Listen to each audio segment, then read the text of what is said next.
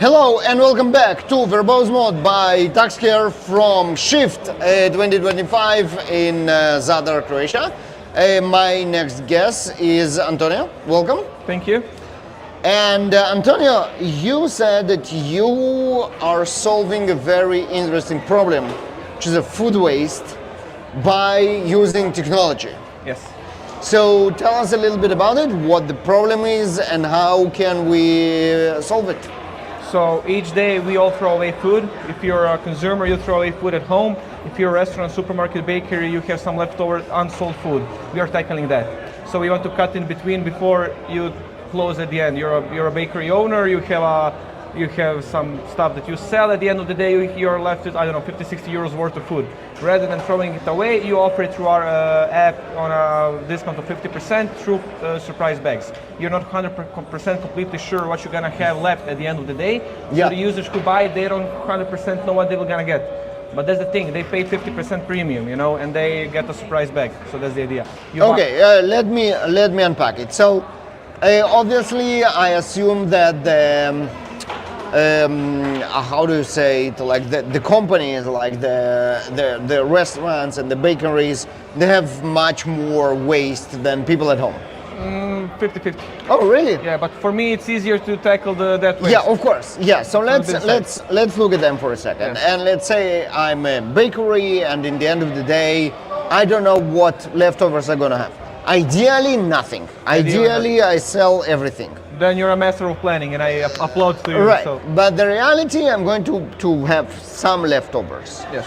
But I don't know how many, how much, and I don't know exactly what. Yes. So how can you find a buyer for something that is completely unknown? Well, the buyer side, it's easier for us. We have currently we are operating in Zagreb, and we have 70,000 people who downloaded the app. So from the buyer side, that part of the market is filled. The supply side, the restaurants, the supermarkets, the bakeries, that's the tougher side for us. I'm surprised because if I'm a bakery and I have leftovers, I will be very happy to sell them instead of throwing them away. So sounds like a no-brainer to me. You sound like you don't own a bakery. The thing is, we are a nice to have feature, We are not food delivery app that's gonna bring you 30% revenue. Right. If you're a restaurant, bakery, supermarket, whatever. We are a nice to have because for one bakery we can save 700-800 euros worth of food. Okay. And that for me is okay because on a scale I need to get 1,000 bakeries, I have a lot of revenue. Yes. But if you're a small bakery, in your head is like, okay, I need to put some new process into my daily operations for people working in the bakery to get some 700 euros at the end of the month. That's the tricky part. So what I hear is that your challenge is to make this process as frictionless as possible. Yes, it's not about the idea because I'm not the first one who came with the idea, it's about the execution. Okay. Who are gonna be your first partners, how you're gonna get them, what are the incentives. So at the end of the day, what do we offer to them? When we started, it was like this, we are called crumbs. We save some small amount of food. Let me bring you some small amount of money at the end of the day. Yeah. But they all have 20 problems in their day, restaurant owners, supermarket owners, bakery owners. I am number 13 on their list. Okay. And each day it resets, and I'm the guy who calls you each day. Hey, do you have time for me today? Do you have time for me today? And then, okay, let's talk to him. We make everything streamlined. We automate the whole process. Okay. You tell me what is your minimum amount that you waste each day. And that we take, let's say you are a baker, you have 50 euros worth of food minimum each day. That are 5 bags worth 10 euros that we will sell for 5 euros. Let's take a conservative 70%. Let's take 30, let's take 3 packages.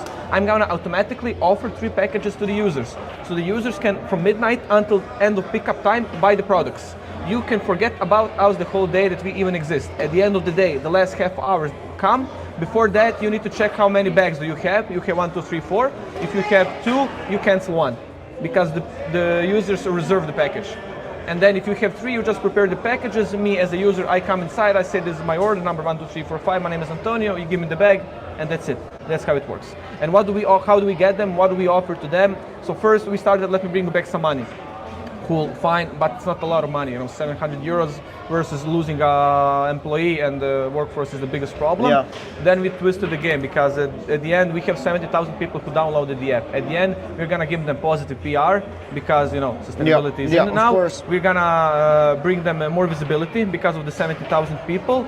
and we are gonna bring users back to the store. We tell them, if you have 3 packages a day, 7 days a week, I can bring 20 people in the store inside who's gonna become your regular customer. Maybe you can upsell something to him, and that's the best part. So we are bringing them marketing. We're gonna remove the costs of destroying food because they need to do something with it. They need to take it somewhere. Maybe they give it for someone to feed the livestock, or they donate it. But it's all a process. If you can do that before they close, that's 7:59. We come in, we take everything. There's no that. Yeah. No So cost. I wanted to ask you. You started to describe the process, and it sounded kind of complicated to me. You need to know your minimums. You need to commit stuff. If I'm a bakery owner, I don't want any of that. I want you to show in the end of the day. I will show you a pile of food that I was about to throw away, and you take it from me. No, I'm gonna bring users to you who are gonna take it. That's the thing. I don't touch the food. I don't see the food. So I bring people to you. Yeah, but then it's more. It is more complicated for me because I need to commit to those people, so they won't come if I don't have any leftovers on this day and this kind of stuff. So it is complicated. Yeah, we remind you, if you have pickup, you put your own pickup time. If you work until 9 p.m., let's say, your pickup time is 8:30 until 9 p.m. Right. At 8:15, you need to check how much food do you have left over. If you have less than it was sold or reserved, you just cancel. But we always take the least possible number. We start with 1 package a day. Just start for a month, put 1 package a day to see how easy it is, because they can forget we exist the whole day. 8:30, someone will come. Right. And then, but the rest of it still goes to waste. Yes, if they don't sell, we need to start somehow. There's a lot of partners who know how much they will have, because, for example, they sell stuff from yesterday. Those are not bakers. Let's say sushi. Yeah. A lot of sushi places, sushi boxes. Sushi has a shelf life of 3 days. Yeah. Everybody sells on the first day. The second day, they know I have 20 boxes of sushi. I'll put 20 boxes on sushi. People will buy it. They don't know which sushi they were gonna get. If it's base Philadelphia roll, who cares? It's a sushi box on 50% discount. And sushi is one of the best products that we have. It's selling a lot. That's why I'm saying that. Yeah. Nice. Interesting. Yeah, no, it's much more complex and elaborate that someone could think about. We need to make it easy, because to break into the process of, they all have their company for 30 years operation, and they say, you kid, what you're gonna tell me how to do my job? I'm doing this 30 years. Okay, but it's 8:45. You have 30 years worth of food in the store still left, unsold. Let me help you. I will do everything. I will publish the products. I will handle everything. You will just get people at the end of the day come in and take the food. That's it. Start with 1. We start easy, they see it's easy, and then they continue. We don't have any partner churn, that's the good stuff. Excellent. Yeah, no, that's interesting. And then you said something that like different markets. Now, obviously, there are differences between the different markets, and it's a challenge to get into a new market. For example, you mentioned the United States. You actually look for partners instead of doing it yourself. So why this is different and complicated? You mean geographically wise? Yeah. Well, you're still a local marketplace, so you cannot publish that you're like a global marketplace from day one, because you need to go knock on doors, find physical people, physical stores who are going to be on your app. You have different law regulations, because we are legally we are intermediary in the process, so we showcase your products, you give the products to the user. So it's different state by state. But we started in Croatia, we're gonna now move through region, we're gonna go to Slovenia, Bosnia, Serbia, and then we have some plans to go outside from here. So step 1, step 2, step 3.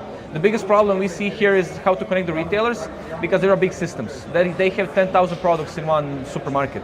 And the reality is that most of them don't know what they have on the shelves. Everybody predicts what to stock on shelves, but from the moment that comes on the shelf until it loses its expiry date, they're not sure, because you have a pallet of milk expiring in 10 days, you have a pallet of milk expiring in 20 days. You always buy from behind, Exactly. Yep. So you know approximately what is sold, and here we need to do something to get that decision making off of them, what to publish on our app. We need to connect to their inventory, we need to make a recommender to recommend to them what they need to do inventory on, and when they come and see, okay, this milk is gonna go bad in 2 days. If it's a popular product, we see the sales, the popularity, the seasonality, put smart discount, 20%.